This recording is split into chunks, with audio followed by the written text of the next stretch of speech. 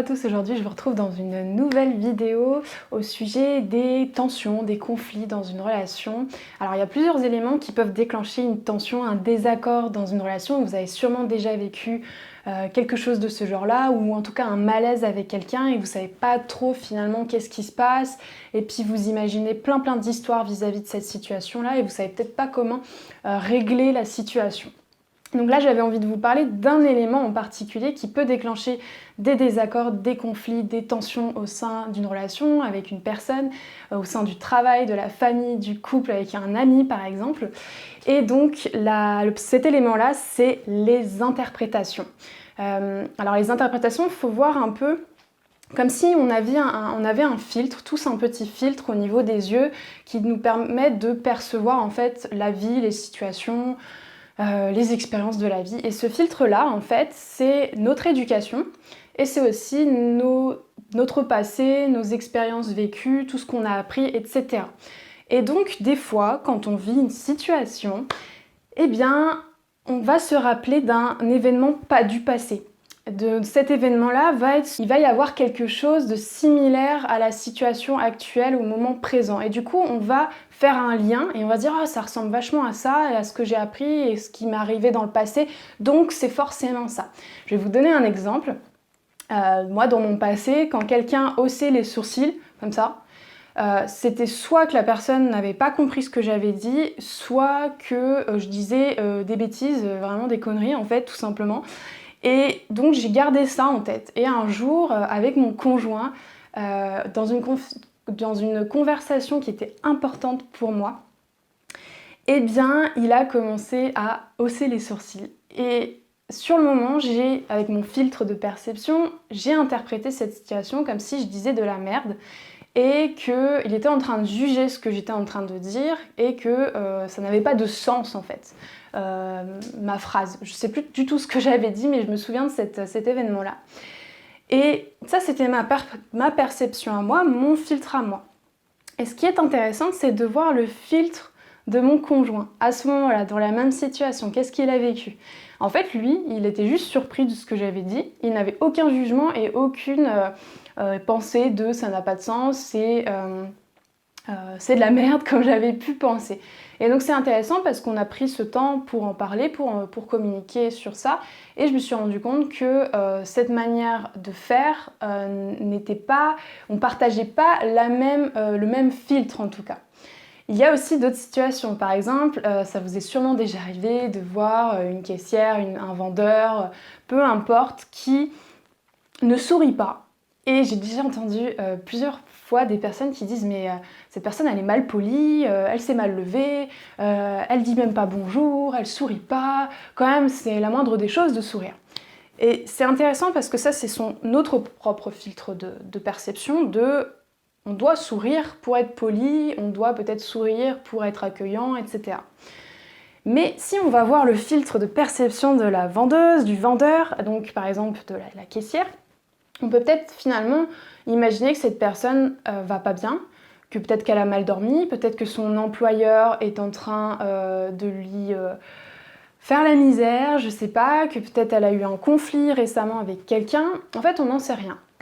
Et je vais vous donner un exemple. Il y a quelques années, j'avais vu une vendeuse en boulangerie qui, du coup, ne souriait pas à ce moment-là. Et je lui ai demandé en fait si elle allait bien, parce que je me dis mince, il y a peut-être quelque chose qui va pas chez elle.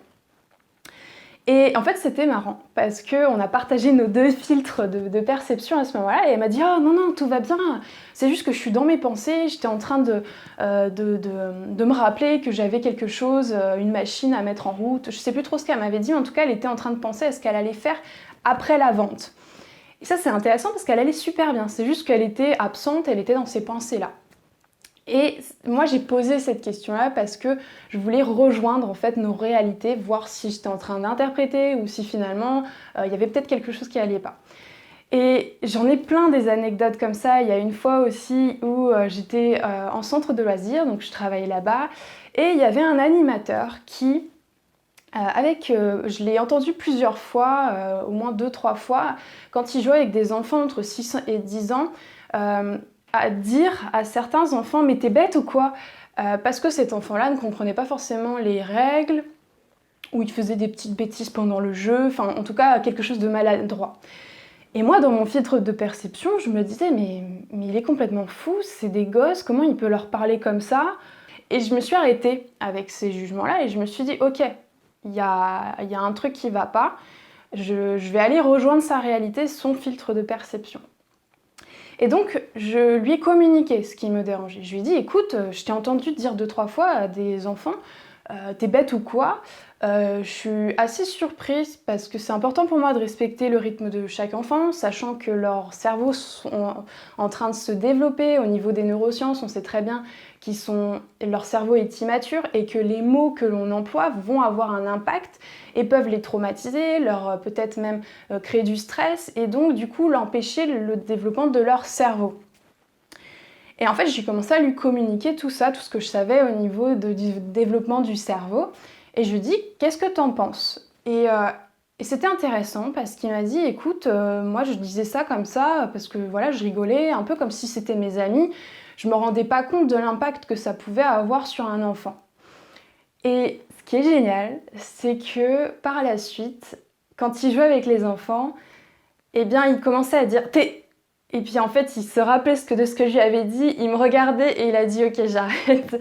Et il se mettait à rire et puis du coup il a commencé à arrêter. C'était un réflexe qu'il avait, peut-être que dans son éducation c'était normal, je ne sais pas. On n'a pas eu cette discussion-là, mais en tout cas, le fait d'avoir partagé ce que je ressentais, d'avoir parlé avec lui, ça a fait qu'on a rejoint nos fils de perception et ça a évité une tension, un conflit vis-à-vis de moi ou vis-à-vis de lui. Et c'est intéressant parce que ça, on peut l'avoir aussi avec soi-même. C'est-à-dire, par exemple, on a une amie qui nous appelle et elle nous dit, écoute, on va prendre mon exemple, écoute Katia, je suis vraiment pas bien là, est-ce que tu as du temps pour toi, là, devant toi pour qu'on puisse discuter parce que là, j'ai vraiment envie de parler. Imaginons que je sois vraiment fatiguée, que je suis pas du tout disponible pour l'écouter.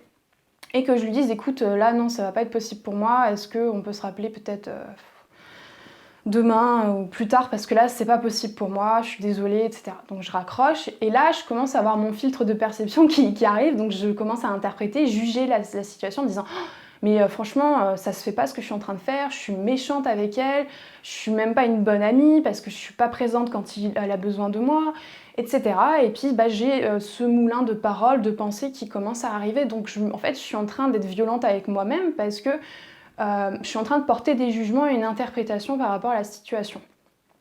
Et ça, c'est intéressant parce que si ça se trouve, déjà moi, je suis en train de prendre soin de moi parce que j'ai vraiment besoin de me reposer. Donc ça, c'est déjà super parce que le lendemain, je pourrais être disponible.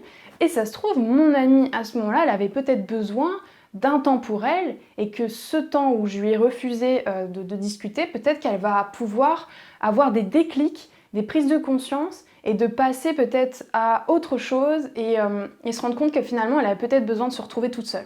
En fait, ça se trouve, ça va lui faire du bien. Et je suis en train d'interpréter cette situation, etc. Et si je suis vraiment en train d'être mal à l'aise par rapport à cette situation, je peux lui dire, je peux lui demander, écoute, est-ce que ça te va qu'on reporte notre appel? Est-ce que ça va aller, etc. Voilà, je suis quand même, je suis mal à l'aise par rapport à ça et de te dire que de te refuser cet appel-là, est-ce que c'est ok pour toi? Et là, on peut justement confirmer avec cette personne ou non si c'est ok pour elle ou non. Bien sûr, elle pourrait dire oui, ça va, alors que ça va pas du tout, mais alors là, par contre, c'est son problème. Elle a du coup dit quelque chose qui n'est pas en accord avec elle-même, donc c'est peut-être aussi à elle de travailler l'honnêteté, l'authenticité vis-à-vis de ses ressentis. Et donc tout ça, c'est un art qui se travaille, c'est vraiment de la communication, de demander à l'autre si on pense la même chose, si on ressent la même chose, etc. Il y a énormément d'anecdotes que je pourrais vous partager vis-à-vis de ça. Si vous avez des questions d'ailleurs, allez-y, posez-moi des questions. Partagez aussi cette vidéo si vous pensez que ça peut aider quelqu'un dans votre entourage. Likez aussi la vidéo si vous avez aimé. Et j'avais aussi envie de vous inviter à faire des ateliers de communication bienveillante si vous voulez développer votre expression de vos ressentis, d'être beaucoup plus à l'aise à oser dire non, à poser vos limites, à peut-être éviter certaines tensions et aussi comprendre les autres dans leur perception, de peut-être donner de l'empathie, voir comment on peut régler des situations de conflit dans son couple, dans sa famille, dans sa profession. Et moi, je propose aussi des cycles d'ateliers de communication bienveillante. Il y en a un qui commence le 2 mai, samedi 2 mai, là maintenant. Donc si ça vous intéresse, il reste encore des places.